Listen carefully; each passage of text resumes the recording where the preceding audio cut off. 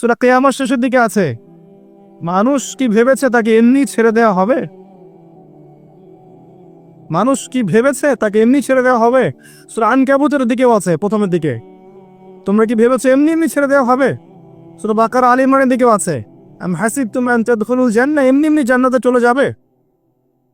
নিছক খেলার ছড়া আল্লাহ পাক পৃথিবীতে আমাদেরকে পাঠান নাই, সৃষ্টি করেন নাই। এর উত্তরটা এটাই, আল্লাহ পাক আমাদেরকে পাঠিয়েছেন তার ইবাদত করার জন্য। এটাই আমি বলতে চাচ্ছিলাম যে আল্লাহ রাব্বুল আলামিন মানুষকে পৃথিবীতে পাঠিয়েছেন।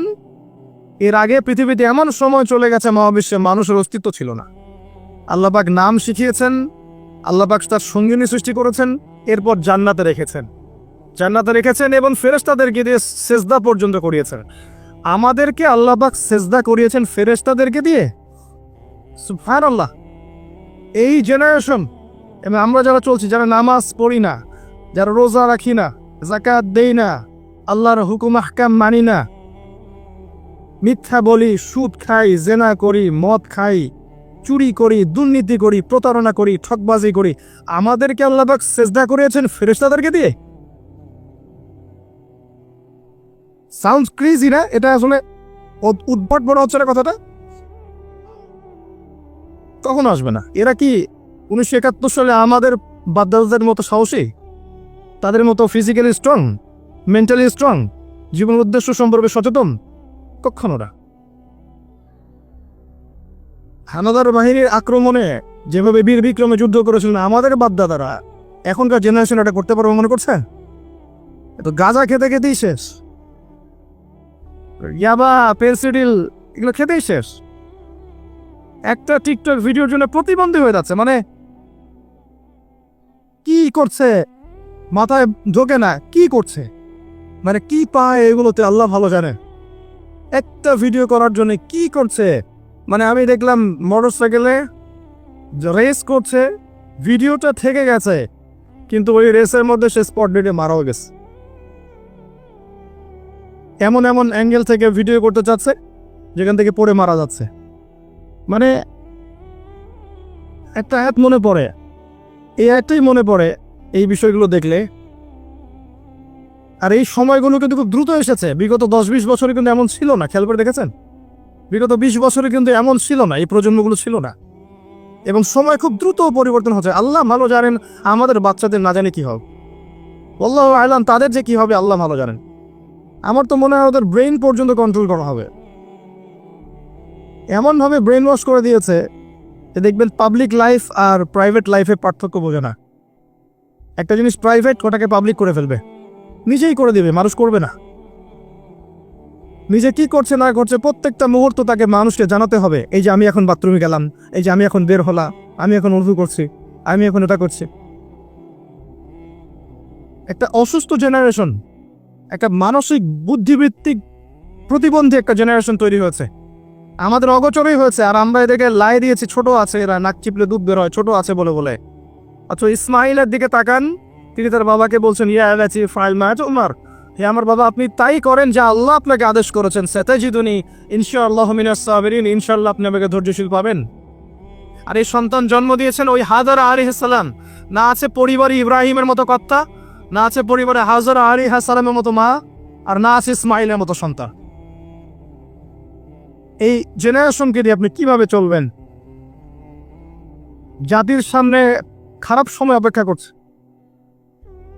একটাই উপায় আছে, অনলি একটা রাস্তা খোলা আছে।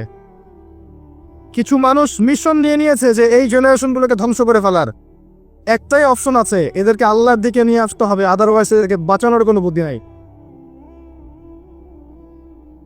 ছোট ছোট বাচ্চা দেখবেন, 14-15 বছরের বাচ্চা ধর্ষণ করছে, কেস খাচ্ছে, চাইল্ড অ্যাবিউজ করছে।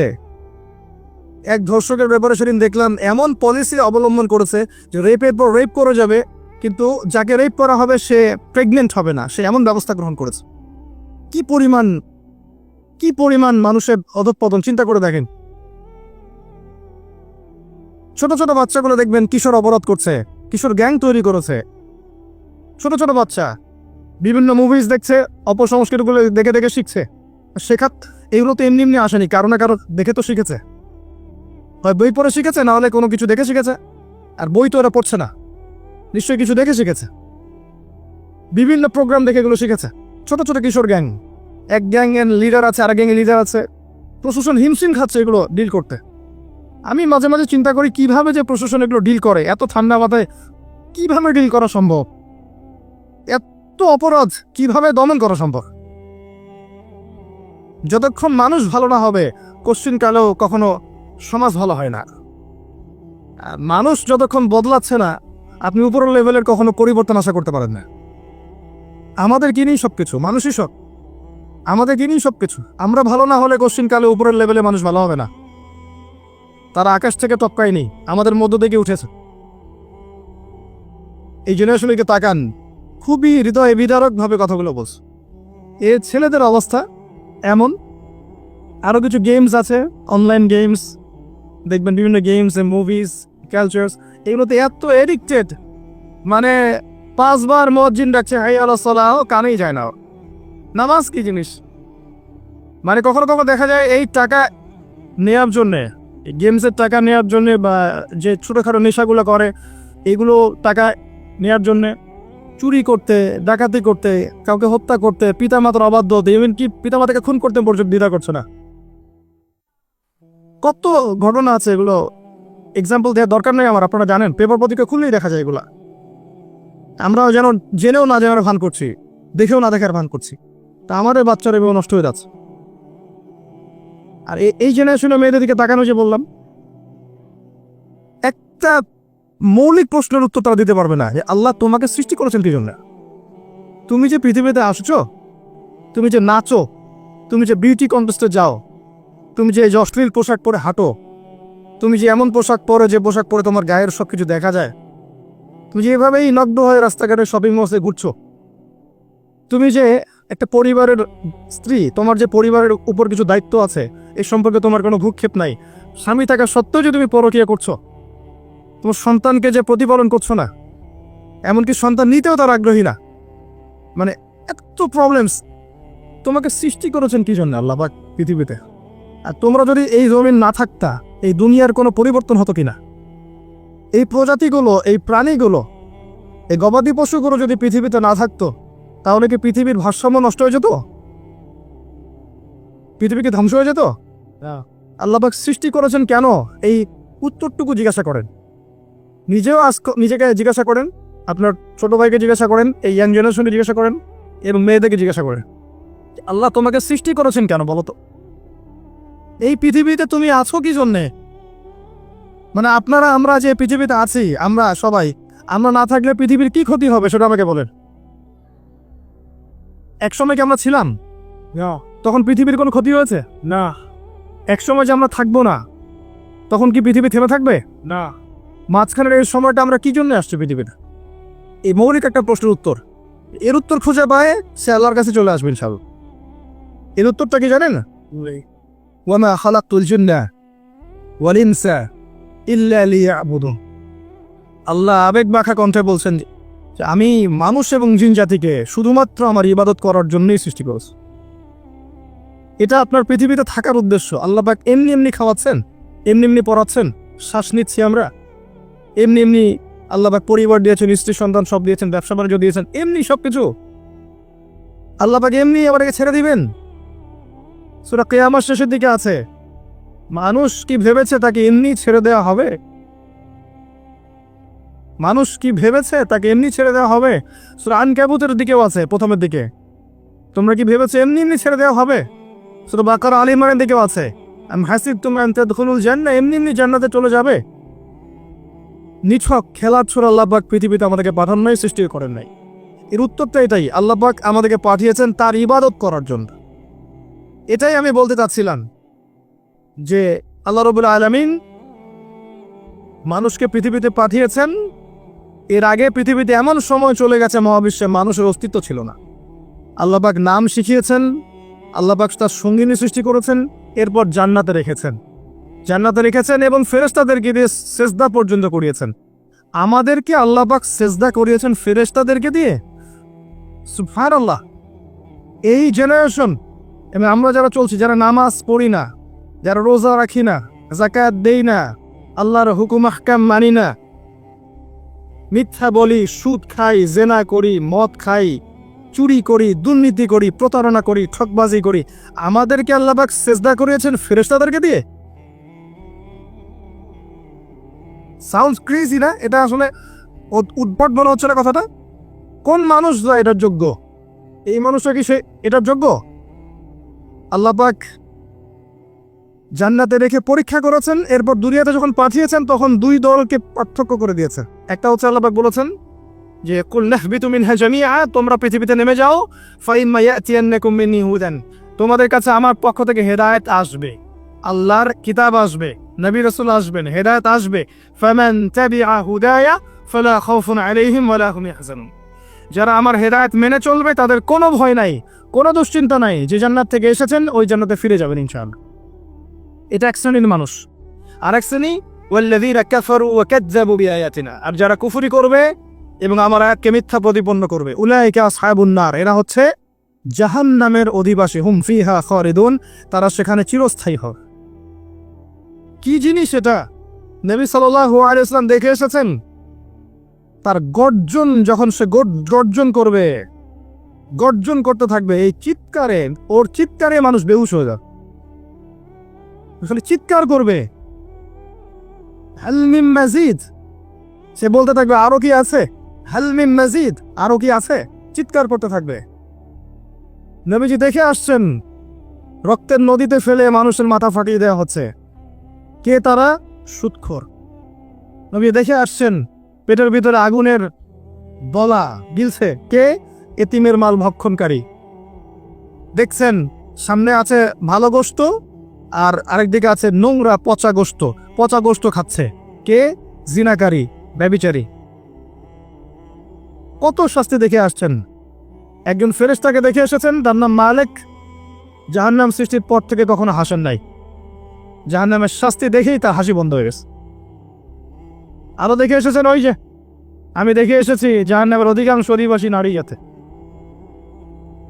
কারণ অভিশাপ দেয় বেশি বেশি, স্বামীর অকৃতজ্ঞ হবে এবং লানত করে, মুখে চাপটে ঘাত করে, কেউ মারা গেলে বিলাপ করে, এগুলোর কারণে। আসেন, আল্লাহ পাক যতটুকু সময় আমাদেরকে পৃথিবীতে রেখেছেন, এই টাইমটা আনলিমিটেড না, এটা আল্লাহ পাক বুঝাচ্ছেন ওয়াল আসরি বলে, সময়ের কসম, সময়ের কসম বলে আল্লাহ পাক বুঝাচ্ছেন যে আপনার আমার সময় আনলিমিটেড নয়, লিমিটেড। এই জন্য আপনি জানেন না আপনার লিমিটেশন অফ হায়াত কতটুকু। আমি একটা কথা বলছি রিসেন্টলি, আবারও বলছি এখানে, যে আপনি যদি চিন্তা করেন যে আপনি 60-70-80 বছর বাঁচবেন, এর মধ্যে 30-40 বছর চলে গেছে, আপনি এই বয়সটার পাপগুলোকে হিসাব করতে থাকেন, কতগুলো পাপ আপনি করেছে, হিসাব করে আমলনামা তৈরি করেন। তারপর দেখেন পাপগুলো দুই প্রকার, হয় মানুষের সাথে জড়িত আছে অথবা আল্লাহর সাথে জড়িত। আল্লাহর সাথে জড়িতগুলো শুধু ইস্তেগফার তওবার মধ্য দিয়ে ক্ষমা হয়ে যাবে ইনশাআল্লাহ। আর মানুষের সাথে জড়িত যেগুলো, সেগুলো তাদের কাছে কাছে গিয়ে হক পরিশোধ করার মধ্য দিয়ে ক্ষমা নিতে হবে ইনশাআল্লাহ। সবার সামনে দাঁড়িয়ে বলতে হবে যে আমি তোমার হক নষ্ট করেছিলাম, আমি তোমার টাকা মেরে খেয়েছি, আমি তোমাকে গালি দিয়েছি, তোমার গীবত করেছি, তোমাকে তহমত দিয়েছি, তোমার কাছে ক্ষমা চাচ্ছি, আল্লাহর ওয়াস্তে মাফ করে দাও, তারপরে ক্ষমা হবে। এর পরের জীবনটাকে আপনাকে কাটাতে হবে কিভাবে? রাসূলুল্লাহ সাল্লাল্লাহু আলাইহি ওয়াসাল্লামের সুন্নাহ মোতাবেক পারা যাবে ইনশাআল্লাহ। রাত থেকে শুরু করে ঘুমানো পর্যন্ত নবী সাল্লাল্লাহু আলাইহি ওয়াসাল্লামের সুন্নাহ মতো চলা যাবে ইনশাআল্লাহ। একমাত্র ব্যক্তি যিনি আপনার জন্য হাউজে কাউসারে দাঁড়িয়ে থাকবেন, যিনি আপনার জন্য সুপারিশ করবেন এবং কবিরা গুনাহগার ব্যক্তিদেরকে সুপারিশ করে জান্নাতে নিয়ে যাবেন ইনশাআল্লাহ তাআলা, একমাত্র ব্যক্তি, আপনার রোল মডেল, আপনার আদর্শ মুহাম্মদুর রাসূলুল্লাহ সাল্লাল্লাহু আলাইহি ওয়াসাল্লাম। আর কেউ নাই, আল্লাহ ছাড়া কেউ নাই, মুহাম্মদ সাল্লাল্লাহু আলাইহি ওয়াসাল্লাম ছাড়া কোনো তরিকা নেই, আল্লাহর কিতাব ছাড়া কোনো হিদায়াতের উৎস নাই। সিম্পল, আপনাকে আল্লাহ পাক সহজ করে দিয়েছেন। এর বাইরে যাবেন, এক চুল যাবেন, এক চুলের ফলাফল ভোগ করতে হবে। এর বাইরে 1 বিঘত যাবেন, 1 বিঘতের ফলাফল ভোগ করতে হবে। এর বাইরে যোজন যোজন দূর যাবেন, ওই ফলাফল ভোগ করতে হবে ইনশাআল্লাহ। আল্লাহ পাক আমাদেরকে বোঝার তৌফিক দান করুন। আল্লাহ পাক সময়ের কসম করে আপনাকে আমাকে সতর্ক করছেন, তবে এটাও বলছেন যে মানুষ ক্ষতির মধ্যে আছে। আমি বলেছি অলরেডি মানুষের ক্ষতিগুলো কি কি। ইহকালীন জীবনে মানুষ ক্ষতির মধ্যে আছে, পরকালের জীবনেও মানুষের জন্য ক্ষতি অপেক্ষা করছে। আল্লাহ পাক মানুষের ক্ষতি সম্পর্কে একটা আয়াতই যথেষ্ট, যেটা তিনি বলেছেন সূরা আরাফ 179 নম্বর আয়াত। আল্লাহ পাক বলেছেন, ওয়ালাকাদ যারানা লিজাহান্নামা কাসীরাম মিনাল জিন্নি ওয়াল ইনস। বিশেষ করছি, অল্প সময় বসেন। আল্লাহ পাক বলছেন, আমি প্রচুর জিন আর মানুষকে দিয়ে জাহান্নাম পূর্ণ করব। কথাটা কি কানে ঢুকলো আপনাদের? মানুষ এবং জিনকে দিয়ে আল্লাহ পাক জাহান্নাম পূর্ণ করবেন, মানে আমি আপনি জাহান্নামে যাচ্ছি। নাউযুবিল্লাহ। মানুষের জিনই যাবে, গরু ছাগল গবাদি পশু যাবে না, আমরাই যাব। আমাদের জন্যই জাহান্নাম অথবা আমাদের জন্যই জান্নাত। কারা তারা? লাহুম কুলুবুন লা ইয়াফকাহুনা বিহা। হৃদয়ে ছিল, উপলব্ধি করতো না। হৃদয়ে ছিল, উপলব্ধি করতো না, কারণ এটা জাহান্নামে যাওয়ার। ওয়ালাহুম আ'য়ুনুন লা ইউবসিরুনা বিহা। চোখ দিয়েছিলাম, দেখেনি। ওয়ালাহুম আযানুন লা ইয়াসমাউনা বিহা। কান দিয়েছিলাম, শুনে নাই। উলাইকা কাল আনআম। এই শ্রেণীর মানুষকে আল্লাহ পাক বলছেন এরা গবাদি পশু। দে আর জাস্ট লাইক ক্যাটলস। বাল হুম আদাল। বরং তার চেয়েও তারা নিকৃষ্ট। উলাইকা হুমুল গাফিলুন। তারা হচ্ছে গাফেল সম্প্রদায়। আমরা দোয়া করি আল্লাহর কাছে আল্লাহ পাক যেন আমাদেরকে এদের অন্তর্ভুক্ত না করেন। গবাদি পশু না হতে হলে কি হতে হবে? মানুষ হতে হবে। আর মানুষ সেই যে ব্যক্তি আল্লাহর খলিফা। আল্লাহর খলিফা সেই যার জন্য এই পৃথিবী, আর আল্লাহর বিধান যারা মেনে চলছে তাদের জন্যই এই পৃথিবী। আল্লাহ পাক তো বোঝার তৌফিক দান করুন। আমি 4টা কাজের কথা আল্লাহ পাক বলেছেন, শেষ করছি এখানেই। 4টা কাজ, অনলি 4টা। যে 4টা কাজ যদি মানুষ করতে পারে, ইনশাআল্লাহ আযজা ওয়া জাল হাসতে হাসতে জান্নাতে চলে যাবে ইনশাআল্লাহ। এখানে আমভাবে মানুষের জন্য 4টা কাজের কথা বলা হয়েছে, আবার মহিলাদের জন্যও আলাদা করে 4টা কাজের কথা বলা হয়েছে। এখানে কি মহিলারা আছে? আচ্ছা, মহিলাদের তো আগে বলে শেষ করি। তাদেরকে 4টা কাজ করতে বলা হয়েছে। এই 4টা কাজ তারা যদি করে, জান্নাতের যে কোনো দরজা দিয়ে প্রবেশ করতে পারবে ইনশাআল্লাহ। আর বলে রাখি, জাহান্নামের বেশিরভাগ অধিবাসী হবে নারী জাতি। তার মানে এই 4টা কাজ বেশিরভাগ মেয়ে করতে পারবে না। সিম্পল। 1 নাম্বার, 5 ওয়াক্ত সালাত। ওয়াক্ত হয়ে গেলেই তারা সালাত পড়বে। সালাত তো এখন আরেক মাদ্রাসারেও পড়ে না, জানেন? হ্যাঁ, অনেক সময় দেখা যায় মানে কালচারাইজড হয়ে পড়ছে, কিন্তু মাদ্রাসা থেকে বের হয়ে গেছে, নামাজ ছেড়ে দিয়েছে। একটা চাপের মধ্যে ছিল, নামাজ পড়তো, ছেড়ে দিয়েছে, নামাজ শেষ। নামাজ 5 ওয়াক্তের কথা বলা আছে। আবার অনেক সময় দেখা যায় অনেক মহিলা মেয়ে যারা বিপদে ছিল, তওবা করে ইসলামের দিকে এসেছে, এরা দেখবেন মাশাআল্লাহ অনেক কঠিন পর্দা করছে, নামাজ পড়ছে, এমন আছে। তারপরে রাসূল সাল্লাল্লাহু আলাইহি ওয়াসাল্লাম বলেছেন রমজান মাসের সওম, রমজান মাসে রোজা রাখতে হবে। 2য় কাজ। 3 নাম্বার, লজ্জাস্থানের হেফাজত, মানে খাস পর্দা। আর মেয়েদের পুরো দেহই লজ্জাস্থান, মেয়েদের পুরো দেহটাই কি লজ্জাস্থান। আর 4 নাম্বার, স্বামীর আনুগত্য করা। স্বামী, এটা তো মঙ্গল গ্রহের কথা। এই কথার তো বাস্তবায়ন থাকতে পারে না এই সমাজে, সম্ভব? আল্লাহু আ'লাম। আল্লাহ পাক নারীদেরকে বুঝদান করুন। স্বামীর আনুগত্য করা মনে করো দাসত্ব। আমি আনুগত্য করতে যাবো কেন? এটা দাসত্বের ব্যাপার। আমি কখনো দাসত্ব করতে রাজি হই, বরং আমরা সমান। আমরা কি সমান? আল্লাহ পাক দিয়েছেন অগ্রাধিকার, সে চায় সম অধিকার। আল্লাহ দিয়েছেন অগ্রাধিকার, মানে পুরুষের চেয়ে নারীর অধিকারটা আল্লাহ বেশি দিয়েছে কোরআন এবং হাদিসে। আর ওকে শিখিয়ে দেওয়া হয়েছে যে তুমি সমান অধিকারের আন্দোলন করো, তাই করছে। তো তারপরেও দিন শেষে গিয়ে দেখবেন যা লাও তাই কদুই আছে।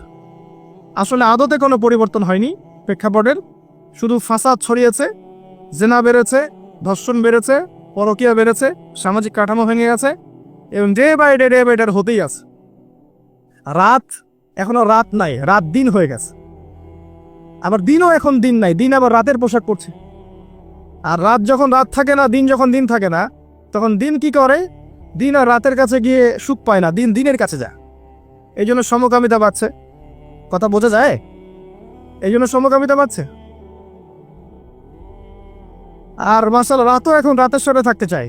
সেও বলে যে পুরুষের সাথে বিয়ে করার দরকার নেই, আমার নারীর সাথে বিয়ে করবো, লিভ টুগেদার। এবং বিভিন্ন দেশে এটাকে আবার বৈধতাও দেওয়া হয়েছে।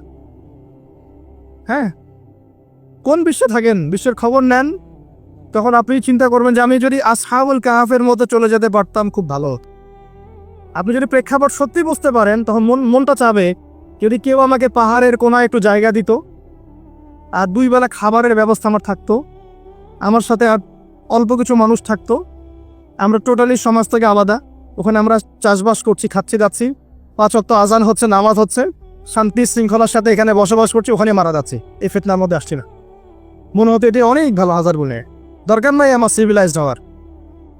এই হাদিসটা নবী সাল্লাল্লাহু আলাইহি ওয়াসাল্লাম বলেছেন। কিন্তু আখিরুজ্জামানে এমন একটা ফিতনার সময় আসবে যখন মুমিনের জন্য কিছু সম্পদ হবে, শ্রেষ্ঠ সম্পদ হবে, কিছু গবাদি পশু, কিছু গরু, কিছু ছাগল, যেগুলো নিয়ে এসে পাহাড়ি এলাকায় চলে যাবে, সেখানে একা একা থাকা শুরু করবে, সে তার দিন নিয়ে পালিয়ে যাবে ফিতনা থেকে।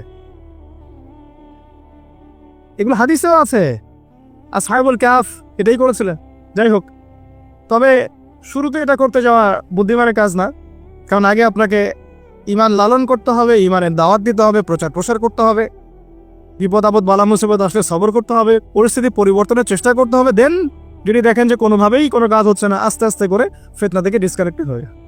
আমর ইবনে আস রাদিয়াল্লাহু আনহু বলছেন, ইয়া রাসূলুল্লাহ, ফিতনার সময় কিভাবে চলবো?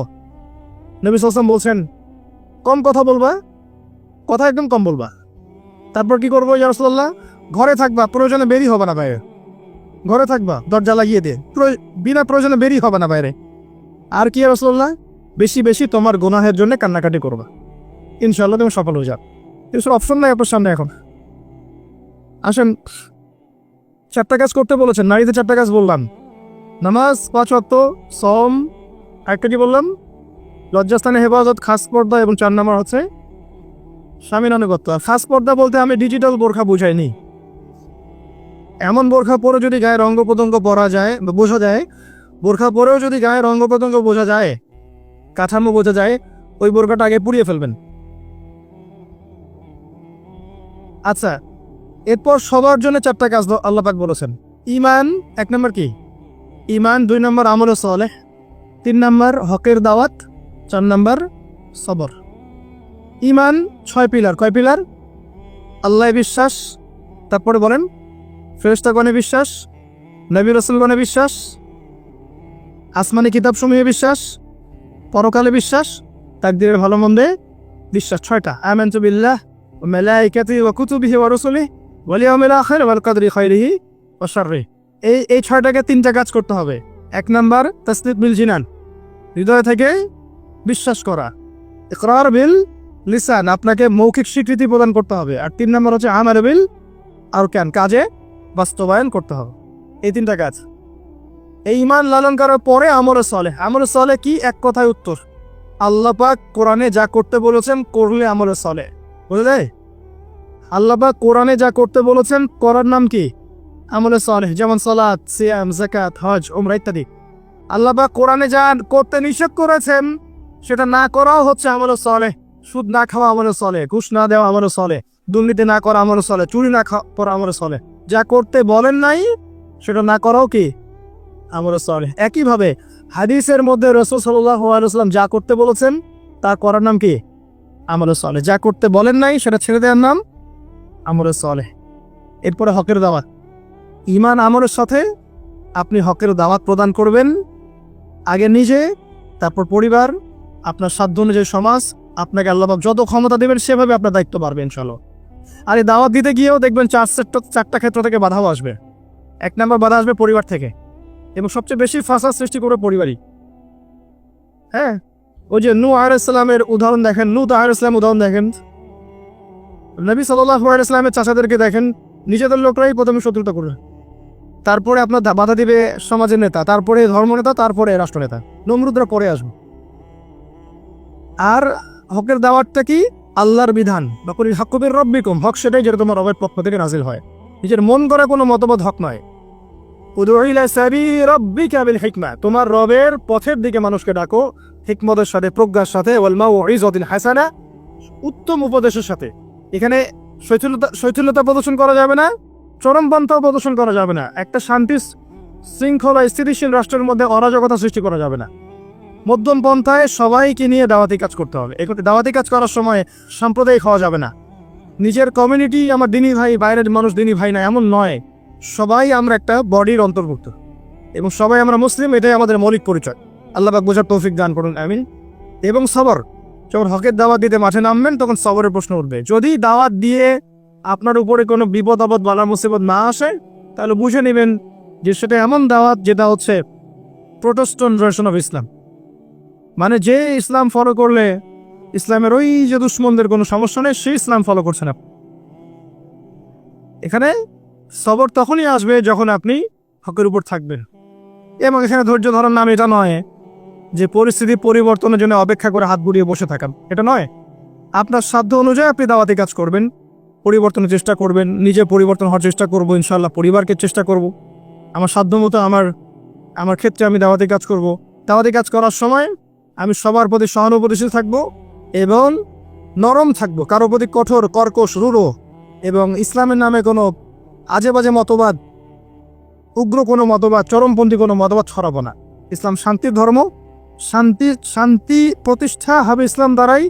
ইসলামের শান্তি দেখে অমুসলিমরা দেখবেন ইসলামের পথে চলে আসছে ইনশাআল্লাহ।